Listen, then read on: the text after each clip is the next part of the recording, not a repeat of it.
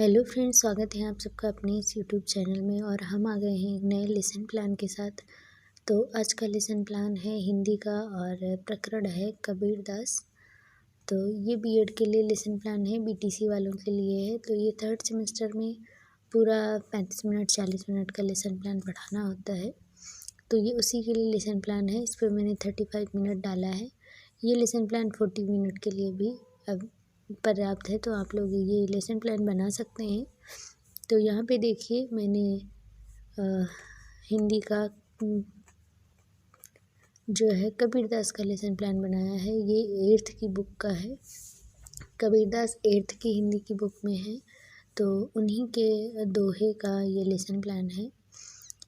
तो यहाँ पे देखिए सबसे पहले डेट डाल देंगे, फिर हिंदी विषय और फिर चक्र, उसके बाद डालेंगे कक्षा कि कौन सी क्लास का है, फिर उप विषय डालेंगे, उसके बाद अवधि डालेंगे और उसके बाद में डालेंगे वर्ग और फिर प्रकरण। तो यहाँ पे मैंने वर्ग भी डाल दिया है। प्रकरण है कबीरदास, विषय उप विषय प्रकरण चक्र अवधि सब कुछ मैंने लिख दिया है। तो चलिए नीचे देखते हैं कि लेसन प्लान ये मैंने कैसे बनाया है। अगर आप लोगों को ये लेसन प्लान बनाना है तो आप आराम से यहीं से ही लिख सकते हैं। आपको कुछ भी चेंज करने की ज़रूरत नहीं है, क्योंकि ये मेरा लेसन प्लान है और आप अपना लेसन प्लान बनाएंगे तो किसी को क्या पता आपने कहाँ से लिखा है। तो सबसे पहले आते हैं सामान्य उद्देश्य। इसमें पहला नंबर है बच्चों में हिंदी विषय के प्रति रुचि जागृत करना, बच्चों को कल्पना शक्ति का अवसर प्रदान करना, विद्यार्थियों को धारा प्रवाह गीत तथा शुद्ध उच्चारण के साथ जीवन परिचय पढ़ना सिखाना। नंबर 4 पे है बच्चों को महान समाज सुधारक की जीवनी के माध्यम से उनका चारित्रिक तथा मानसिक विकास करना। नंबर 5 पे है विद्यार्थियों को हिंदी की वर्तनी के शुद्ध प्रयोग की जानकारी प्रदान करना। तो ये हो गए हैं सामान्य उद्देश्य। सामान्य उद्देश्य की नंबरिंग है 1 से लेकर 5 तक। उसके बाद आते हैं विशिष्ट उद्देश्य। तो विशिष्ट उद्देश्य में पहला है बच्चे कबीरदास के बारे में जानकारी प्राप्त करेंगे। दूसरे में है विद्यार्थी कबीरदास जी की शिक्षाओं से अवगत होंगे जो उनके द्वारा समाज को दी गई हैं। अगला नंबर है छात्रगण आडंबर छुआछूत आदि को दूर करने का प्रयास करेंगे। तो ये विशिष्ट उद्देश्य में मैंने 3 ही नंबर लिखे हुए हैं। उसके बाद आता है प्रस्तावना प्रश्न। तो प्रस्तावना प्रश्न को आप 2 कॉलम में डिवाइड कर लीजिएगा। एक तरफ लिखेंगे छात्राध्यापक क्रिया और एक तरफ छात्र क्रिया। तो मैंने इसको 2 कॉलम में डिवाइड कर लिया है। इसमें सबसे पहले प्रश्न पूछे जाते हैं और तो यहाँ पे मैंने इसमें 1 से लेके मैक्सिमम 5 क्वेश्चन पूछे जाते हैं, मिनिमम 3। तो यहाँ पे देखिए पहला क्वेश्चन हमारे देश का नाम क्या है, फिर अगला है भारत में कौन कौन से धर्मों के लोग रहते हैं, फिर अगला क्वेश्चन है हिंदू और मुस्लिम धर्मों में एक अंतर बताइए, और उसके बाद है मूर्ति पूजा का विरोध किसने किया। तो यहाँ पे प्रस्तावना प्रश्न में लास्ट वाला क्वेश्चन होना चाहिए जहाँ पे बच्चे आंसर नहीं कर पाते हैं। तो यहाँ से अब हमारा टॉपिक निकलेगा। इसके बाद आता है उद्देश्य कथन। तो उद्देश्य कथन में हम क्या लिखेंगे कि जो आज का मेरा टॉपिक है बच्चों, आज हम लोग कबीरदास जी के बारे में विस्तृत अध्ययन करेंगे। तो यही हमारा टॉपिक है। जैसे अगर कबीरदास जी की जगह पे कुछ और होता तो यहाँ पे कबीरदास जी की जगह पे उस लेसन का नाम लिखा जाता। तो उद्देश्य कथन में यही लिखना होता है कि आज हम लोग जो भी हमारा टॉपिक है उसके बारे में विस्तृत अध्ययन करेंगे, क्योंकि ये 40 मिनट का प्लान है और 40 मिनट में पूरा लेसन आप पढ़ा सकते हैं, इसलिए विस्तृत अध्ययन करेंगे ही लिखा जाता है। उसके बाद आता है प्रस्तुतिकरण। सबसे पहले आदर्श वाचन, छात्राध्यापक द्वारा उचित लय ताल आरोह अवरोह के साथ पाठ का आदर्श वाचन किया जाएगा। फिर अनुकरण वाचन, कतिपय छात्रों द्वारा अनुकरण वाचन करवाया जाएगा। उसके बाद आता है काठिन्य निवारण। जो हमने पढ़ा है उसमें जो शब्द आते हैं सखी सबद रमैनी, इनका हमने अर्थ लिखा है। ये भी 2 कॉलम में डिवाइड कर लिया जाएगा। इन तीनों का अर्थ लिख के इसके बाद आता है शिक्षण बिंदु। शिक्षण बिंदु कम से कम 3 और 4 या 5 होने चाहिए। तो 3 शिक्षण बिंदु बहुत होते हैं 40 मिनट के लिए। तो यहाँ पे आप इसको 4 कॉलम में डिवाइड कर लेना है। 5वें में आपको शिक्षण बिंदु लिखना है। कुल मिला के पूरा पेज 5 कॉलम में डिवाइड है।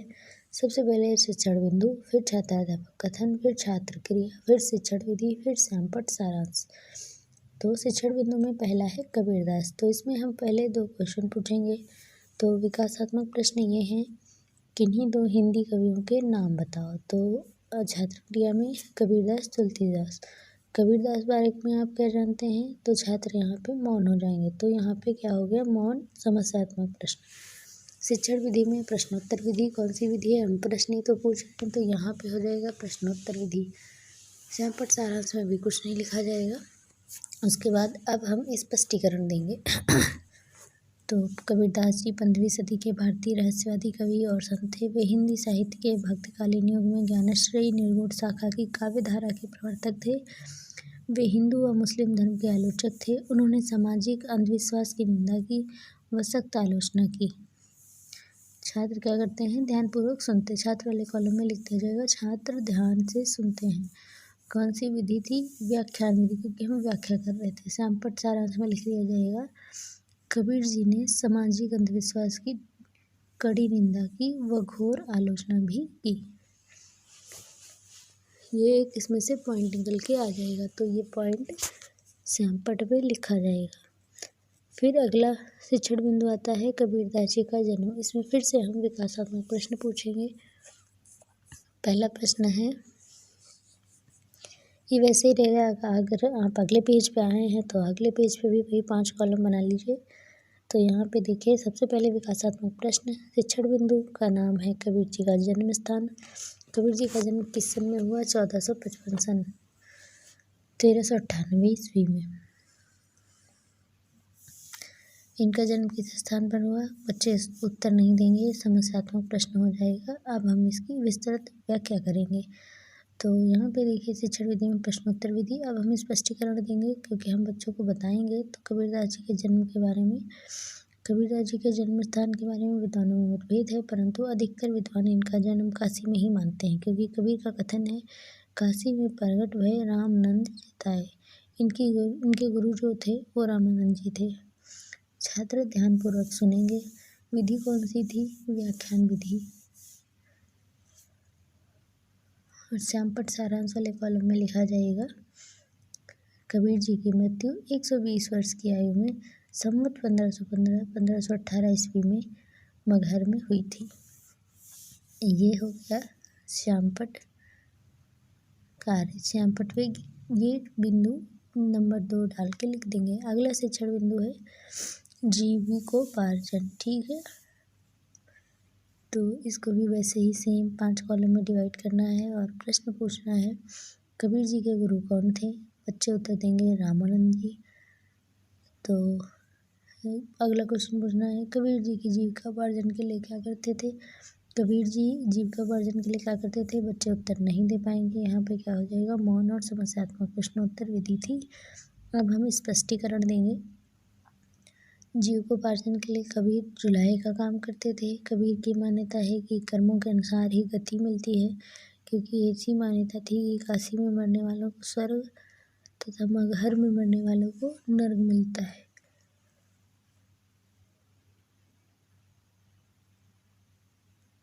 तो यहाँ पे छात्र ध्यानपूर्वक सुनेंगे। छात्र वाले कॉलम में लिख दिया जाएगा कि छात्र ध्यानपूर्वक सुनते हैं। विधि कौन सी है? व्याख्यान विधि। श्यामपट्ट कार्य पे क्या लिखा जाएगा? कबीर जी ने कहा है कि जो काशी में मरता है उसे स्वर्ग प्राप्त होता है। अगले शिक्षण बिंदु है भाषा तथा कृतियाँ। फिर हम विकासात्मक प्रश्न पूछेंगे। तो पहला प्रश्न है, कबीर जी जीविका कमाने के लिए क्या करते थे? जुलाहे का काम करते थे। कबीर जी की भाषा तथा कृतियों के बारे में बताइए। तो छात्र यहाँ पे मौन हो जाएंगे। शिक्षण विधि प्रश्नोत्तर विधि है। अब हम स्पष्टीकरण देंगे इसका। कबीर जी की भाषा साधुकड़ी थी। उन्होंने हिंदी की सभी बोलियों जैसे राजस्थानी, हरियाणवी, पंजाबी, खड़ी बोली, अवधी, ब्रजभाषा का प्रयोग किया। शिष्यों ने उनकी वाणियों का संग्रह बीजक नामक ग्रंथ में किया है, जिन्हें 3 भाग हैं। इनके शिष्यों ने इनकी वाणी का संग्रह एक ग्रंथ में किया था, इसका नाम है बीजक। तो वो वहाँ पे लिख लिया। इसके बाद आता है आदर्श वाचन। छात्राध्यापक द्वारा आदर्श वाचन किया जाएगा। अनुकरण वाचन कतिपय छात्रों द्वारा अनुकरण वाचन करवाया जाएगा। इसके बाद आती है अगली हेडिंग लेखन एवं निरीक्षण कार्य।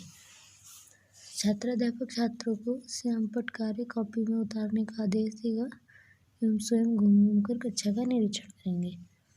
उसके बाद आता है पुनरावृत्ति प्रश्न।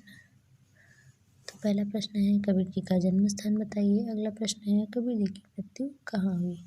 और गृह कार्य में कबीर जी के कोई दो दोहे याद करके व लिख कर लाइए। तो इस तरह से ये मेरा लेसन प्लान कंप्लीट हो जाता है। अगर आप चैनल पे नए हैं और अभी तक चैनल नहीं सब्सक्राइब किया है तो फटाफट से चैनल सब्सक्राइब कर लीजिए। मेरे चैनल पे आपको बहुत सारे लेसन प्लान मिल जाएंगे जो आपके लिए बहुत ही उपयोगी हैं। तो मिलते हैं नेक्स्ट वीडियो ब्लॉग में। Bye bye.